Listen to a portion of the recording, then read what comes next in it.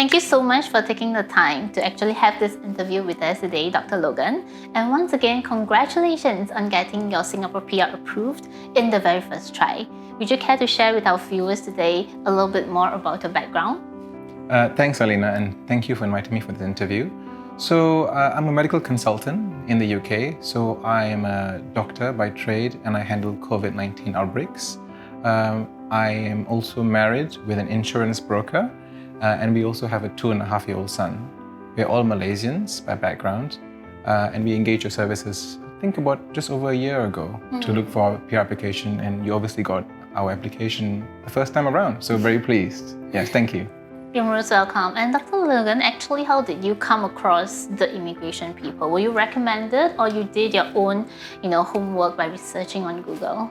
Yeah, so it's the latter. So in the UK, I've secured my own UK PR application through various immigration agencies. Now in the UK, Google reviews are quite common. In Singapore, I found very little in terms of reviews. In fact, there are lots of PR agencies who can say they can do this the first time around, but no testimonial to support that. So it took me some time to find, but I did find one testimonial that described your services quite positively. So I had organized a meeting with yourself, but also another agency at the same time. Okay. And then obviously when I attended your meeting with you, you obviously were very reassuring. And I was very comforted to engage your services to get our PR application, and obviously very pleased with the outcome. So you mean like you actually tried to inquire with a few other agencies? Yes, always. You can't just shop, you can't go for the first one alone. Yeah, and we always do encourage our prospects and clients to actually, do their due diligence, try to seek for more advice and opinion before committing to one agency. So looks like you know how to do your own research and homework. So Dr. Logan, Singapore PR application is quite a long, drawn and cumbersome process. As you know, we did spend about 3 to 4 months working on your paperwork before we filed the final application to the immigration authorities. So would you like to share a little bit more about your experience working with us on this, and even after submission, how do you feel about it? Yeah, so obviously, as I said before, I'm not just a Singaporean PR but also a UK PR. And even in UK PR applications, they're very onerous and time consuming. And the service that you obviously provided was no different in terms of it being quite onerous and time consuming to sort the paperwork out. But obviously you had a caseworker that supported us. On top of that, you actually provided a lot of good feedback as to what we should do to improve our application chances. So alongside the same time, I was actually undertaking fairly large amounts of volunteering work, which you recommended, which I then used to supplement my application. Now, even throughout the entire process of application and submission, there was obviously a lot of post-submission paperwork, and the ICA did come back with a few inquiries. And throughout the entire time, you were very approachable. You responded promptly.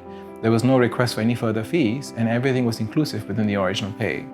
I was very pleased, and obviously throughout the entire time when ICA responded, and when we had uncertainties about in-principle approval, you were always encouraging and you always responded promptly. So the after-market service is exceptional, and I would be very pleased to recommend your service again, and actually have to other colleagues. Yes, thank you very much. I actually received a few referrals from you as well. So thank you so much for spreading the word for the immigration people. So Dr. Logan, you mentioned that you already have a UK PR. So what makes you want to get a PR here in Singapore?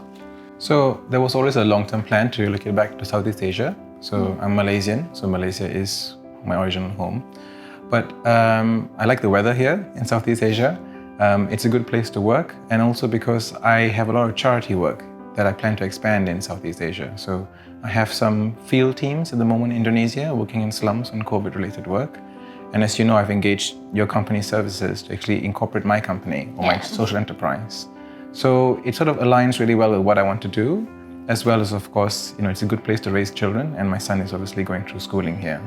So Dr. Logan, talking about your son, I'm sure you're aware that second-generation sons have to go through national service obligations. So how do you feel about serving the army? Because for Malaysians, it's not compulsory, so it may not be ingrained in your culture for actually, to go through military service.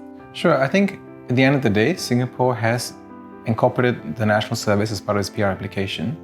So if you don't want to do it, or you don't want your children to do it, then don't apply for the PR. So I think it's very obvious. So I think if you're in a foreign country, you should follow by its rules. And I think we are certainly happy from our perspective for our son to do that once the time comes for him. That's good. Like when in Rome, do as the Romans do. So, Dr. Logan, you also mentioned that you're a medical consultant and you're currently working with a lot of COVID-19 related issues. I think it's a very relevant topic given the current situation. So, would you like to speak about what are the opportunities that now you have as a Singapore PR and how you can continue to expand your operations and social enterprise efforts, initiatives here in Singapore? So I think there's a massive difference here between an employment pass holder and a PR applicant. And I think once you're a Singaporean PR, you're obviously able to incorporate and do business more easily. And obviously my work that I actually have started in Jaipur in COVID outbreaks, I plan to expand in Indonesia and also into Vietnam, Cambodia, Laos. So actually it sort of fits really well with what I plan to do. So very topical at the moment, but very interesting work. Would you like to share your opinions about how you feel on Singapore's government's directives regarding handling this whole COVID-19 situation? Yeah, so I have colleagues in the Ministry of Health, so it's obviously a very sensitive issue. But I would say that I think the Singaporean government, as in all the other governments, are reacting quite quickly and being quite agile in their response. So I think, perhaps they were caught out when the Delta variant outbreak happened a couple of months ago. But obviously, as you can see, they've sort of ramped up their vaccination program and they are being quite quick in terms of actually reopening the economy. So I think as long as they are, trying to be as quick as they can with a virus that actually is very, very fast mutating, I think they're doing a good job. Thank you again, Dr. Logan, for taking the time to share your experience on working with us and also getting your Singapore PR with our viewers. So again, thank you, because it's not easy for us to get approved clients to actually, put themselves in front of the camera, sharing their stories. So we're really very grateful for that. So we've come to the end of our today's video. Hopefully, we hope you guys have enjoyed Dr. Logan's sharing and experience. So we look forward to seeing you guys in our next video.